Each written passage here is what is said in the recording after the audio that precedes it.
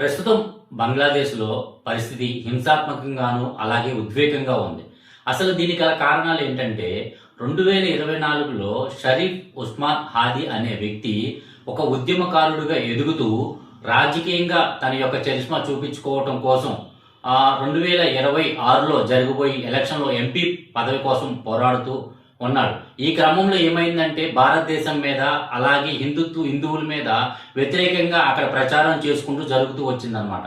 ఈ క్రమంలో అక్కడ ఒక గ్యాంగ్ అనేది ఇతని మీద అటాక్ చేసినప్పుడు అక్కడ గవర్నమెంట్ ఏదైతే అతనిని మెరుగైన చికిత్స కోసం సింగపూర్ పంపించి వైద్యం చేస్తున్నారు. కాకపోతే అతను అనుకోకుండా ఇటీవల కాలం మరణించిన తర్వాత ఇతనికి అనుచరులు ఎవరైతే ఉన్నారో వాళ్ళు ఉద్వేగాలకు లోనయ్యి బాగా హింసాత్మకంగా పాల్పడుతూ అక్కడ భారతదేశ హిందువులను అలాగే హిందుత్వం మీద బాగా ఇబ్బంది పెడుతూ వచ్చారు. దీనికి భారత ప్రభుత్వం కూడా దీనికి ధీటుగా అక్కడ అంబాసిడర్ను పిలిపించి అంబాసిడర్కు సున్నితత్వంగా హెచ్చరించడం జరిగింది. అసలు భారతదేశం 1971లో పాకిస్తాన్ నుంచి బంగ్లాదేశ్ విడిపోయేటప్పుడు అక్కడ యుద్ధంలో భారతదేశ ఆర్మీ కానీ భారతదేశం కానీ చాలా సపోర్ట్ చేసింది. అప్పుడు 20 లక్షల మంది వాళ్ళు అక్కడ నుంచి బయటకు వచ్చినప్పుడు వాళ్ళ ఆహార ధాన్యాలే కానీ లేదనుకుంటే ఫైనాన్షియల్ సపోర్ట్ కానీ మనం సపోర్ట్ చేశామన్నమాట.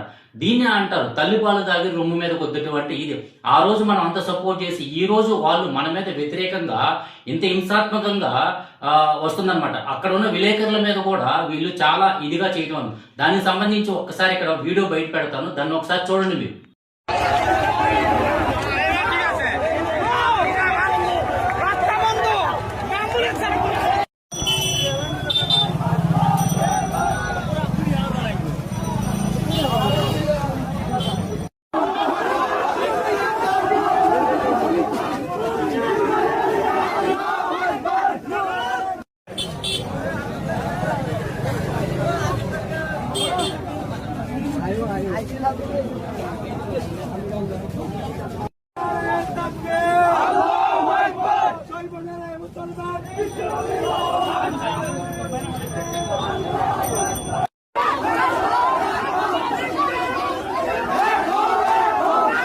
ఈ హింసాత్మకత అనేది 2026 ఫిబ్రవరి నెలలో జరిగిపోయి ఎలక్షన్లు సజావుగా సాగి నూతన ప్రైమ్ మినిస్టర్ని ఎన్నుకొని ఏదైతే పూర్వకాలంలో భారత్ బంగ్లాదేశ్ ద్వైపాక్షికత సంబంధాలు ఎలా కొనసాగాయో మరలా అలాంటి ద్వైపాక్షిక సంబంధాలు పునరావృతం కావాలని అక్కడ ఉన్న యువత కూడా హింసాత్మకతని మతాన్ని రెచ్చగొట్టే విద్వేషాలను వదులుకొని శాంతియుతంగా ఉండాలని కోరుకుంటూ ఏదైతే ఈ హింసాత్మకత మీద మీ యొక్క అభిప్రాయాన్ని కామెంట్ రూపంలో తెలియజేయాలని కోరుతూ జై భారత్.